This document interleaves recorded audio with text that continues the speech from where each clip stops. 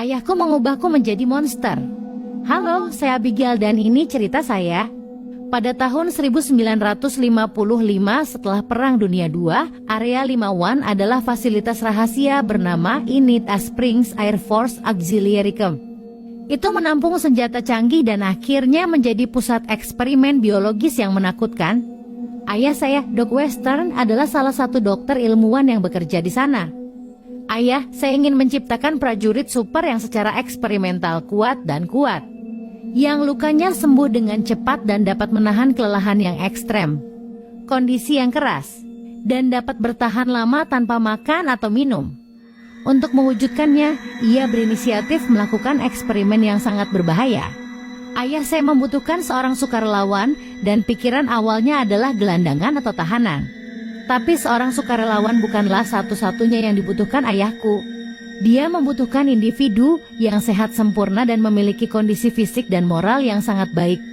Setelah memikirkan eksperimen tersebut, ayah saya membuat keputusan yang mengerikan.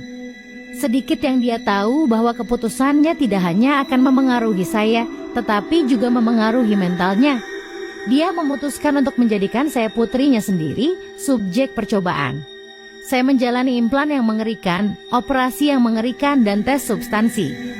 Saya dimutilasi, dibius, dan disiksa oleh ayah saya sendiri. Semua itu menyebabkan penampilan saya berubah drastis. Gigi saya mulai tumbuh sangat besar. Tulang saya menjadi besar yang membuat kulit saya meregang sedemikian rupa sehingga terlihat keriput pada anggota tubuh saya yang memanjang. Yang terpenting, perilaku saya menjadi kurang manusiawi dan lebih seperti binatang. Banyak rekan ayah saya menyarankan dia untuk menghentikan proyek ini. Tapi ayahku sudah keterlaluan dan menjadi keras kepala. Ayah saya tahu jika mereka mengakhiri proyek, saya pasti akan mati karena tubuh saya yang dirusak hanya bergantung pada teknologi dan kondisi yang ada di pangkalan untuk bertahan hidup. Sepiring besar makanan disiapkan untuk saya yang akan sampai ke saya melalui celah di ruangan tempat saya berada. Ruangan itu disegel dengan pintu besi. Para juru masak tidak pernah tahu makhluk seperti apa yang telah diubah ayah saya di balik pintu itu. Yang mereka tahu hanyalah rumor tentang monster yang ada di dalam. Ayah saya akan datang dan mencoba untuk berbicara dengan saya dan akan mulai menangis berdiri di depan pintu. Saat itu saya telah kehilangan semua sisa kemanusiaan dalam diri saya dan proyek ini secara resmi gagal. Ayah saya kemudian menyadari kesalahan besar yang telah dia buat dan mengakhiri hidupnya sendiri. Tetapi sebelum melakukannya, dia memohon kepada pihak berwenang untuk tidak membunuh putrinya dan mencoba mengembalikan saya ke keadaan normal atau setidaknya membiarkan saya hidup.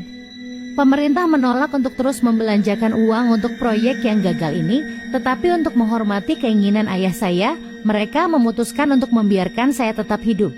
Mereka memutuskan untuk tidak mengakhiri hidup saya secara langsung, melainkan membuat saya kelaparan sampai mati. Mereka berhenti memberi saya makanan dan perawatan medis sama sekali. Saya mulai melolong dan mencakar kamar tempat saya berada. Begitu saya berhasil keluar dari kamar, alarm berbunyi. Beberapa saat kemudian, pihak berwenang menemukan sisa-sisa 2 penjaga. Pencarian segera dilakukan di sekitar dan di dalam pangkalan. Mereka akhirnya menemukan saya dan mencoba membunuh saya dengan senjata, tetapi peluru dan bahan peledak tidak merusak saya sama sekali. Mereka berhasil menangkap dan menempatkan saya di area bawah tanah pangkalan. Mereka memutuskan untuk menjebak saya di sana selama sisa hidup saya. Mereka menyegel area di bawah lapisan baja dan beton. Sudah lebih dari 70 tahun sejak hal ini terjadi pada saya dan para pekerja area 51 mengklaim bahwa hingga hari ini mereka terkadang mendengar goresan dan suara mendengus dari bawah tanah.